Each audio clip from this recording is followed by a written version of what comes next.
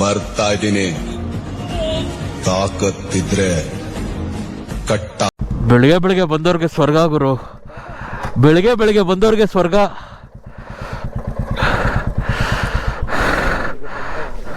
ಒಂದೇ road guys, ಕಾಡಿನೊಳಗಡೆ ಇರೋದು ಈ ಪ್ಲೇಸು. ಯಾವ ಥರ ಅನ್ಸಾಯಿದೆ ಅಂದರೆ ಆ ಫೀಲಿಂಗೇ ಬೇರೆ ಥರ ಇದೆ ಗೈಸ್, ಫೀಲಿಂಗೇ ಬೇರೆ ಥರ, ಎಕ್ಸ್ಪ್ರೆಸ್ ಮಾಡೋಕ್ಕಾಗಲ್ಲ ಆ ಥರ ಫೀಲಿಂಗ್ ಅನ್ಸಿದೆ ಈ ಚಳಿಯಲ್ಲಿ. ಈ ಪ್ಲೇಸಸ್ನ ಎಕ್ಸ್ಪ್ಲೋರ್ ಮಾಡ್ತಾಯಿದ್ರೆ ಸೂಪರ್ ಗೈಸ್, ಬೇರೆ ಥರ ಫೀಲಿಂಗು.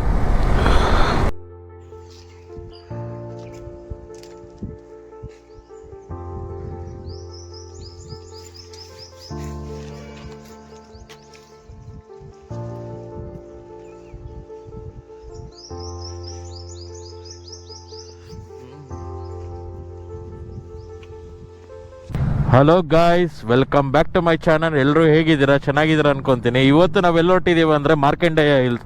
ಇದು ಬೆಂಗಳೂರಿಂದ 60-70 ಕಿಲೋಮೀಟರ್ ಇದೆ.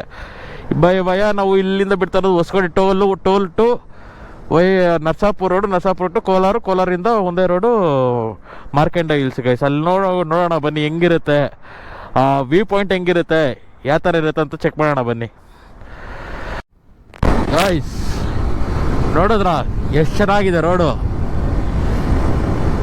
ಮಾರ್ಕೆಂಡೆ ಬೆಟ್ಟಕ್ಕೆ ಬರೋರು ವಯ ಕೋಲಾರ ಹತ್ರ ಬ್ರಿಡ್ಜ್ ಇದೆಯಲ್ಲ, ಕೋಲಾರ ಮಾರ್ಕೆಟಿಂದ ರೈಟ್ ತಗೊಂಡು ಬ್ರಿಡ್ಜ್ ಕೆಳಗಡೆ ರೈಟ್ ತಗೊಂಡು ಬರ್ಬೋದು ಈ ರೂಟ್ಗೆ.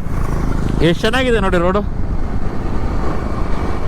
ನಮ್ಮ ರಾಜ್ಯಲಕ್ಷ್ಮಿ ಯಾರನ್ನ ತಗೊಂಡು ಹೋಗ್ತಾವ್ರೆ ಗೈಸ್. ನೆಕ್ಸ್ಟ್ ನಾವು ಪ್ಲಾನ್ ಮಾಡ್ತಾ ಇರೋದೆಲ್ಲ ಕೋಲಾರ ಕಡೆಗೆ.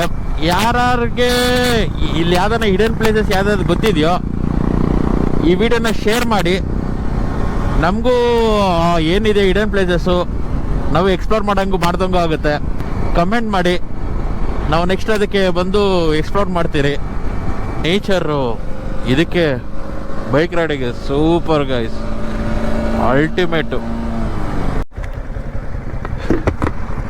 ಗೈಸ್.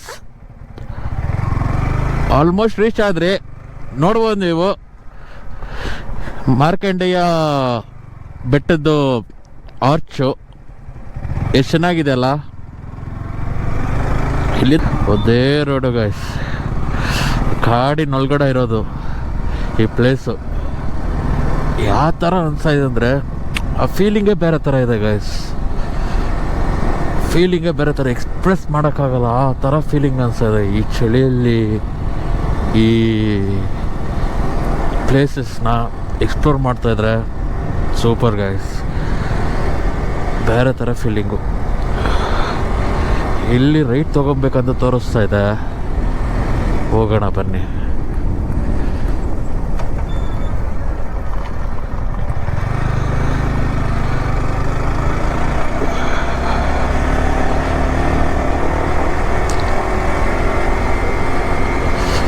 ಏನಿದೆ ನೋಡಿ ಗಾಯ್ಸ್ ಮಾತ್ರ ಪ್ಲೇಸು.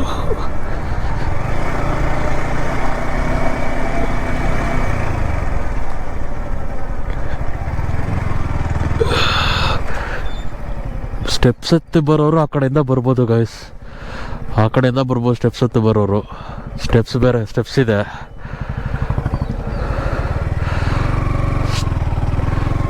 ನಾವು ಹಿಂಗೋಗೋಣ, ರೋಡ್ ತಗೊಂಡೋಗೋಣ ಅಂದ್ಕೊಂಡಿದ್ದೀರಿ.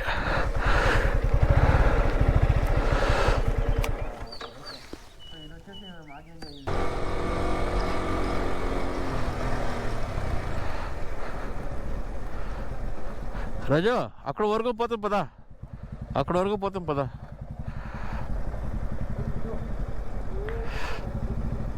ಏನಿದೆ ನೋಡಿ ಗೈಸ್ ವ್ಯೂ ಮಾತ್ರ.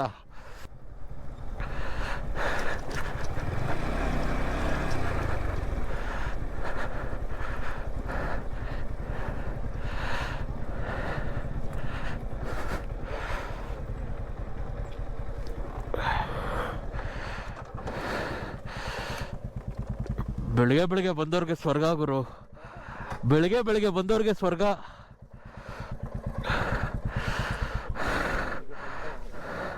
టెంపుల్ 10 గంటల పైన కంట.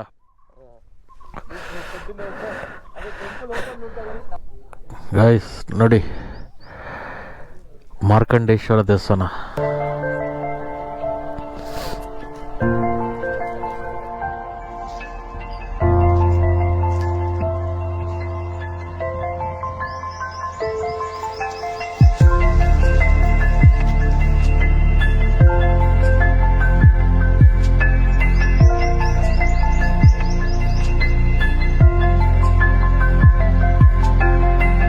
ಟ್ರೆಕ್ಕಿಂಗ್ ಬರ್ತೀರೋ ಈ ರೂಟಲ್ಲಿ ಬರ್ಬೋದು. ಅವೆಲ್ಲ ಸ್ಟೆಪ್ಸ್ ನೋಡ್ಸಿದ್ರಲ್ಲ, ಆ ರೂಟಲ್ಲಿ ಬಂದು ಈ ಕಡೆಯಿಂದ